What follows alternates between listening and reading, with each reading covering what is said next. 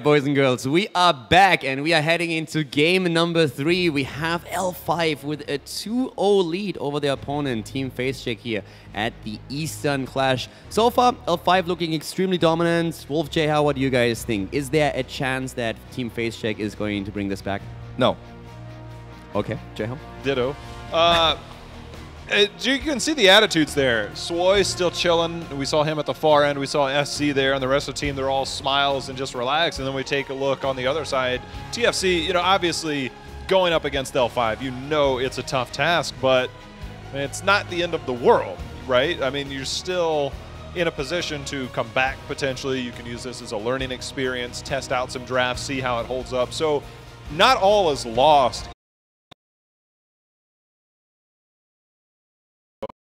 What I was really missing a bit on the draft that they used in the last map was just synergy with the heroic abilities that they had there, especially when we're talking about Ragnaros. Having a pre-stun to make sure that you get a good Sulfura smash in would just be so valuable for them. But as we're heading into game number 3, we are seeing the pick on the side of L5. It's Cursed Hollow, so once again Team FaceCheck opts to get the first pick. I am excited we're going to see finally a Korean team on Cursed Hollow in this tournament because they know this map in and out. They will take an early boss to get that fast level 10. They're going to have, if they get the Grey main draft, which I know L5 will look for here, they're going to have that fast camp clear for the Giants, take the Knights, try to parlay that into the 2 out of 3 tribute, the curse point as we like to call it, into the boss. So many different ways that Korean teams dominate leading into that first curse. And if things go L5's way on this map, we could have another one-sided game on our hands.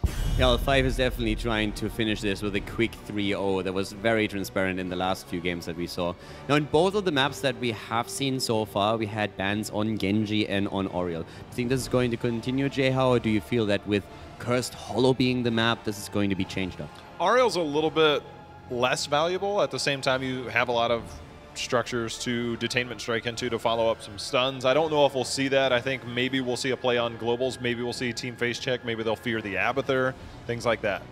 Abathur is a really good point, especially since we've seen Abathur on Battlefield of Eternity already played. So from your experience, Wolf, how highly is L5 going to value Abathur? Well, Abathur specifically, you know, would be valued with an Illidan here in the second rotation, or even a Grey main in the past. Zeratul very highly, especially in old history, like, you know, 2015, like you were talking about. My biggest concern for TFC here is it's clear that they didn't have a strong plan. They had, what, 7 minutes to get ready after that loss? And they take a long time to drop out the stitches. They want to bait this out so they could probably grab the Genji, you have to imagine, for first pick here, but it just doesn't feel like there's a clear concept as to what this team wants to draft. Yeah, at this point it seemed a bit odd how long they took for the first ban, which is usually a snap decision that is being made by the teams. But they have a very clear idea of what they value here, and that is Abathur on the first pick. But they gave Genji Illidan on the side of L5! I think Team FaceCheck just broke Wolf. This is just, I mean, at this point, if Uther and Greymane or some type of Uther anything isn't in this rotation, I'm terrified. You've got to have something that, 1, deal with that, or 2, I feel like you have to draft the Arthas here, right? Like, you cannot let that go and get banned, or you are just dead already in the water. But you know, the thing about Arthas is he doesn't really synergize that well with the Abathur. Cassia, you can make an argument for her being the hyper carry here. We've seen it before, but against the mobility, against the split pushing potential, the clear times of Illidan, when he goes in and takes those Siege Giants so quickly, L5, I feel like, is winning this, and it's winning it hard. And right now we have Cassia as a counter to Illidan, which is absolutely understandable, and the stun on the side of Uther is also fantastic. But I would agree with Jayhow that I think in this rotation, getting Arthas in would be quite strong for them. It's a little bit of a, I mean, it's a big problem because they have either to let go of Arthas or they have to accept that L5 might ban out Cassia, and apparently they value Cassia way higher in this. They've given L5 everything they want here, Keller. I mean, they've snap blocked the picks. Yeah, they're just like, oh, you mean you left us Rhaegar and Tyrael? You banned Tassadar? Okay. I'm just going to take the Arthas away. How are you going to deal with this? Cassia's blinds. Okay, well, Genji's just not even going to be there for most of the fight. He's going to hunt in. He's going to be split pushing. And I don't know what FaceCheck can really bring to the table now to stop this. Especially since with Cassia, you're very focused on stationary fights, whereas we have Tyrael with the Sanctification that can basically negate everything that they are trying to bring to the table here. And another thing that I like is L5 obviously has an idea of what they're doing, and they're saying, hey, we are the favorite here. We are going to have the superior play one way or the other. Snap picking when you know what you want and not discussing it to death is fantastic against teams that you perceive as weaker and not that seasoned when it comes to drafting, because you limit the time that they can think about their next picks. You can literally see how FaceCheck is starting to struggle here, running it down to the last second. I mean, question marks on the side of FaceCheck over their heads. How should we deal with this? Question marks over the heads of L5 is, I can't believe they let us get away with this. That's why they snap log, and that's why it comes in immediately. And sure, the Chen might come as somewhat of a surprise. They're going to think about what they want to do to interrupt him. It's going to be Falstad, actually. So they have double globals here. They have incredible boss control with the Tyrael and the Falstad. Got to give the advantage to L5 here. I'll say this. If you're going to salvage that draft, I think Chen and Murden are okay there. I mean, you can put that Chen directly onto the Rhaegar, put the pressure onto them. You've got the blinds, obviously, from Cassia. It's probably not the ideal draft, as we've already talked about, but there's some salvage to the draft for TFC. I mean, Chen Abathur, we saw it already in the series, can be quite strong if you get onto the backline, if you can get onto those targets, but with so much protection from Tyrael specifically, I don't know if it's going to work here, Calder. You don't even have to take the team fights. The frightening thing is you can take the team fights if you're L5, but you absolutely don't have to. You can just play around your opponent, bait them to a side, take the boss on the other. You have 2 globals. You can always out-soak and play from an advantageous position. We are seeing Game 3 loading up as we are heading into the potential last map of the series between L5 and Team FaceCheck. And the Korean team is starting to the right with Falstad as their global. We have Illidan, the pseudo-global, Rhaegar, Tyrael, and Genji to round their draft up. And their opponents, one of 2 representatives from Taiwan, the top team, but in every Taiwanese finals, they're playing here in the home field advantage against the Korean team. It's Team FaceCheck, but they may be on their last life here if they can't bring it back with this Chen Abathur draft. They have the Cassia. We're going to see if they go into the full Fen build here, starting things off already at level 1. Yeah, I'm pretty excited to see how exactly FaceCheck is going to play this. They want to force fights for sure. They already went in with Abathur, not into Toxic Nest build or any kind of shield build that we've seen on this map, but instead focus very highly on synergy with not only Chen, but potentially also Muradin down the road. We're going to see this rotation down with Jungha and Swoi. Ooh, the Stormbolt completely misses here. KT4 is going to have to get out. Jungha's just going to go ahead and eliminate some of these ammunitions of the bottom cannon towers, but already kind of a win here. But I do like the rotation, kind of the lane swap here for Team FaceCheck to try to bully Hooligan in lane. This is going to force STE to rotate up. Talking about STE, he went straight into Season Marksman as his level 1 talent, so we can expect him to synergize that with Giant Kill on level 13 against Muradin and also Chen. Great tools to have. One of the biggest problems that they have right now is that at that bot lane, against an Illidan that is supported by a Rhaegar, you are just not going to do anything here with Muradin alone, even with the help of Abathur. You know, we saw already earlier today in the Tempest Black series that against Cassia, some Falstad players will like to go for Mage Falstad instead, but the blind is such a temporary thing, as we are going to see this crazy dive here. KT4 is vulnerable. SC comes down. Virgil came over to try to make this a 1-for-1. Couldn't have been a 2-for-1. Jungha gets a lifesteal off of the wall and gets out. Virgil's on the chase here, but I'm not sure if he's going to survive. Hooligan comes down. No way! L5 get the 2-0 here, and Jungha survives. Jungha survives because Abathur misses the last second stab there. That could have been a kill against Illidan at least, but this is of course a nightmare for Team FaceCheck. It's not only about losing the 2 heroes, it's about them losing out on structures now at the bot lane, and on top of it, also the additional waves that we're pushing in here.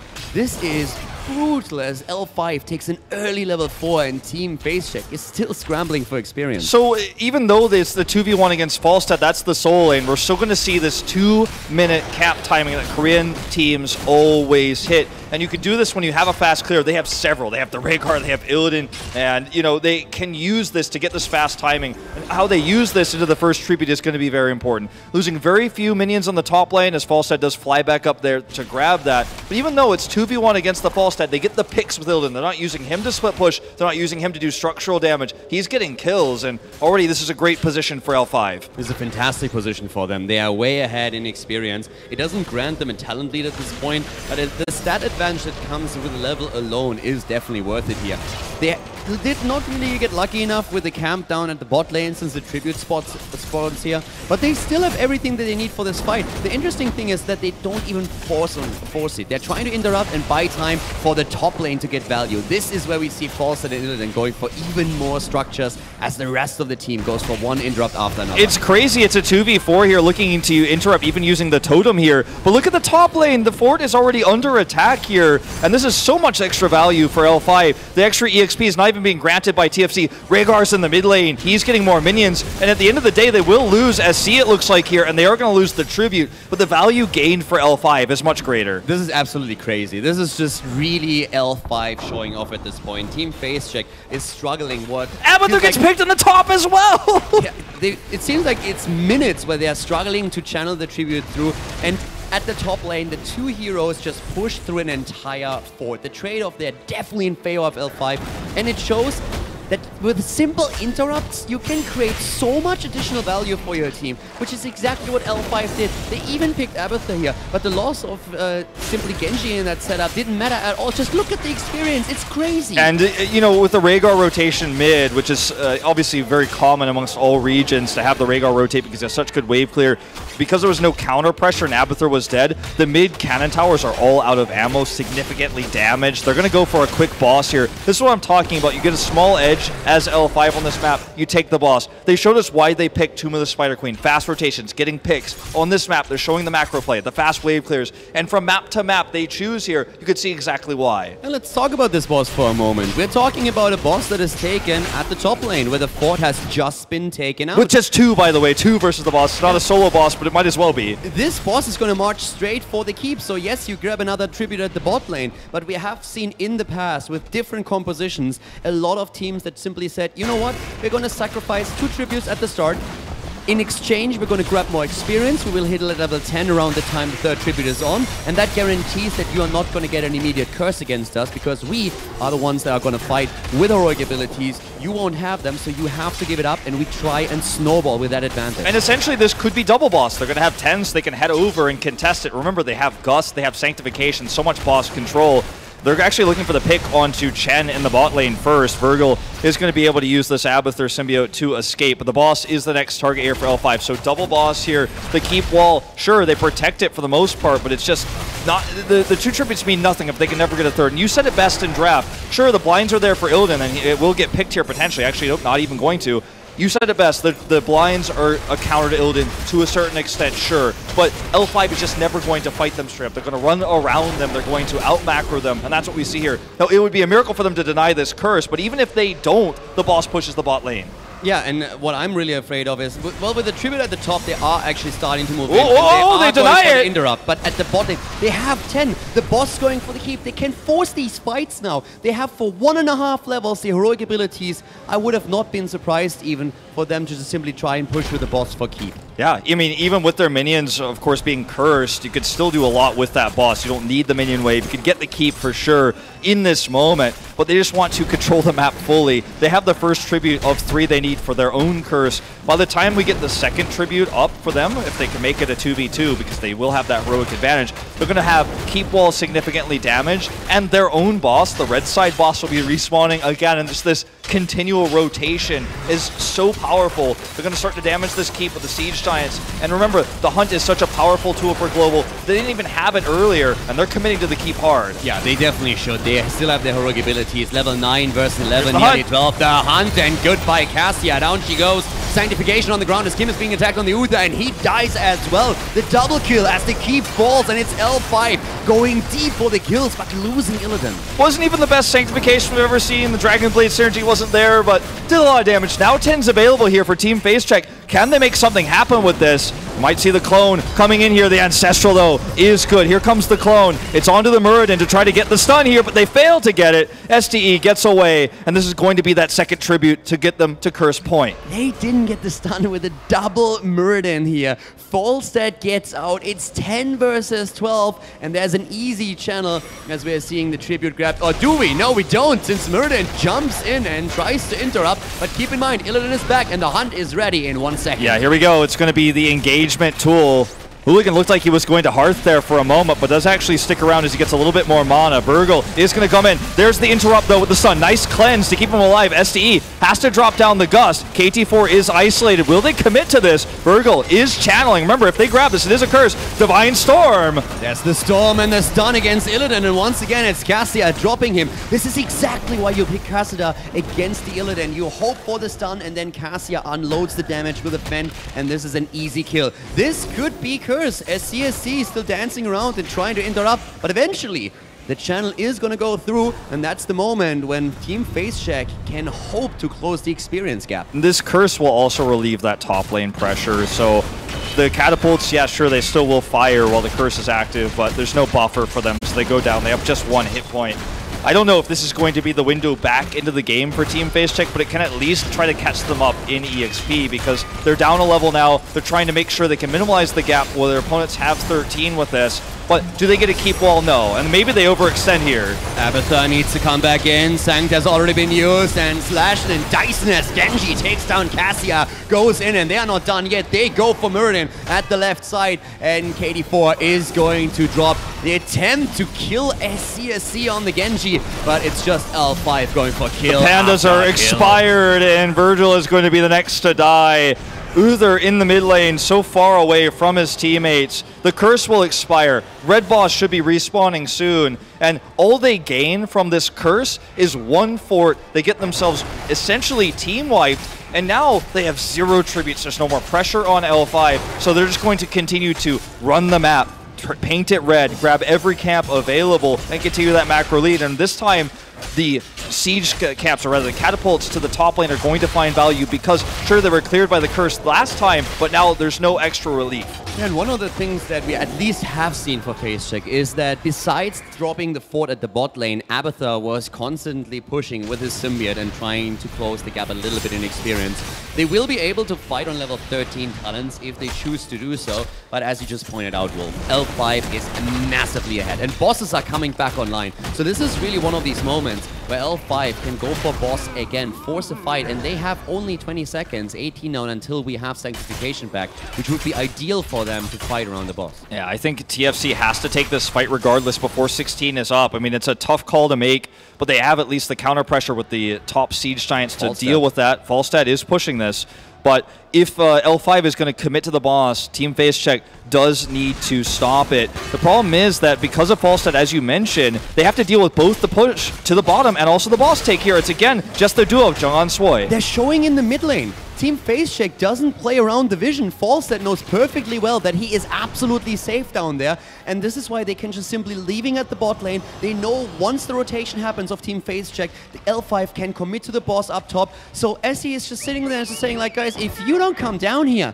I'm going to take your keep. Eventually, you have to send someone down, and that's when we're going to take boss, which is exactly what we're seeing right now. Okay, this has to be the moment. Chen is down there, so it's a 5v4 fight. Remember, it's Abathur too, so kind of an awkward 5v3 when the clone isn't there. It is already used here by Garnet Devil to try to get the stuns here on the Swoi, but it feels completely wasted. L5 has baited out the clone, and if SDE escapes here, they have a massive advantage. They are buying time, however, for Chen to rotate up. We'll see if they can actually deny us. L5 not going to risk it at this stage. Looks like they're just going to walk away. As I say that, they do turn back onto it. They can now. They have 16. They waited for the 16 talent. They baited out the clone first. Were thinking about forcing the fight, but decided to wait for 16, which they do now. So at this point, they can go for the battle again. But as we said before the game started, they can team fight, but they don't have to. You have the Illidan, you have your Falstad, you can just simply play for the late game even. The longer this game lasts, the more stacks we're going to see on the season marksman for Falstad, which is going to pressure Muradin and Chen even further. And such hyper mobility has Genji, so he actually checks the boss just to make sure that it's not being taken by TFC. The second he sees it's not, he walks away, they show in mid, and it's going to be curse point here for L5. TFC needs to win a fight now. They're already down a keep, but if they lose this curse or one of the bosses critically, they will lose the game. So somehow they have to win a fight. There needs to be a coordinated rotation, and unfortunately without vision, this is not going to be it. Going in already. Here come the stuns. They're trying to drop once more. Illidan, the Ancestral goes so perfect. As Swoi saves, and the blinds come in, but so does the rest of L5, and Cassia is down. So is Uther. L5 is going for the cleanup. They certainly look for it here. KT4 body blocked now by SC. the very decent Holy Ground here is going to block him. Swoy even himself wants to go for the chase. The second Holy Ground here, and Muradin is going to fall. That's a reset for SC. Virgil needs to get out. It looks like this may just be game over. Run, Panda, run. Virgil trying to move away here. But again, when we're talking about face check, what really allows a lot of the plays that L5 has shown in the game is that face check shows too aggressively on map. If they were hiding their position a bit more as they're trying to soak the experience, they would have a much better shot at countering what L5 is trying to do. Maybe moving in for the false set solo at the bot lane, putting more pressure on him by simply not showing all 5 heroes. But they're allowing L5 to make these plays. And L5 is exploiting it in beautiful fashion, taking another boss, and now they can focus on the fight at the top lane. I mean, look at the top lane. It's checkmate. I mean, look at this. It is essentially checkmate. You have the catapults pushing top, the boss is pushing bot, you have Curse available, you've got the Hearth home even, you have the Rhaegar who can run back very quickly, the Falstad, and the fights that we saw TFC take, they just weren't abusing vision, as you said, they weren't actually taking these fights with full knowledge of what L5 was doing. It felt desperate, and now this tribute is denied. The totally missed Divine Storm here onto Hooligan, and here we go. This may be the last fight of the game. Hooligan already jumping out, but Falstad is moving down to the bot lane. They're not even caring about the curse, since they know that if the opponent takes the tribute, it doesn't matter. They lose 2 heroes, but in the meantime, Falstad simply moved down, took the keep, pushes now for Core, and Illidan is saying like, boys, you know what? Let's take everything on the map away from them. I'm going into the mid lane and push. Someone's going to have to defend those catapults too. Falstad split pushing. Look, Illidan's coming over as well. The next spawn, he can hunt in. There it goes. He's hunting onto the core, and no one's back home. SC is denying the hearts. He's stopping those hearts from happening down there. Genji is just denying every single attempt to get back home, and this is going to be a 3-0 as the core falls, and L5 completely outplays Team Face Check when it comes to the rotations and their global movements on the map. And very much so our most one-sided series of the tournament. And I mean, this is not a big surprise, but it was really cool to see the map picks for L5, the Tomb of the Spider Queen, the Cursed Hollow maps working so well for them. Yeah, that was just global pressure, and more global pressure, and dominant in team fights. That was just the way that went for L5. And I think that for Team Face Check, they had a tough series, to say the least. I said it during the game, and I have to say it again. What Face Check needs, I think, to really learn is that they are trying to simply make sure that they are getting the. They need to hide a little bit more. They need to play around the vision of their opponent, because Falstad was never pressured as he pushed the bot lane. He always saw that there's 5 heroes in the middle, and at the same time the rest of the team was top. So they always knew about the position of every single hero, and then Falstad said, well, if you don't move down, I'm starting to push that keep. And also we saw a few fights they tried to take. When they saw the 2 members that were hiding in the bush, they saw and said, oh my god, we could take this 2v2. We have Abathur, so it's really going to be a 3v2. We have to take this fight. Checked? Yeah, when they literally face checked, exactly. And then they go into the face check, and then they take this assumed fight that they could take 3v2 with the Abathur symbiote. But what they don't see, even though it's on the minimap, is everyone from L5 is rotating down in vision, and still they don't react. They think they could take the fight, and they just get stomped there, essentially 5v3. So definitely a very dominant performance here that we saw from L5, and we are going to hear from them now as we have them on the stage. So Trickster with another play interview.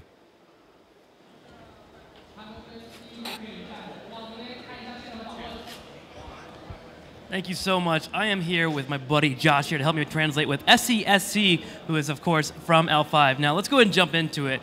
Tyrande, you guys brought her out in the draft earlier, and we want to know, where does she fit and where is she appropriate for players to pick up? 두 번째 경기 때 트란다를 뽑혔잖아요. 지금 현재 메타에 트란다가 어떻게 생각하세요? 솔직히 티란데는 아직 연구가 덜 된 픽이긴 한데 저희가 대회 때 먹히는지 한번 확인해 보려고 한번 써봤어요. Tyrande is still a little bit less than satisfactory at this point right now, but we wanted to pick her in this tournament just to see how she feels. We wanted to feel her out. Did you get any more information off of that match? 그 경기 끝나고 나서는 어떻게 생각해요?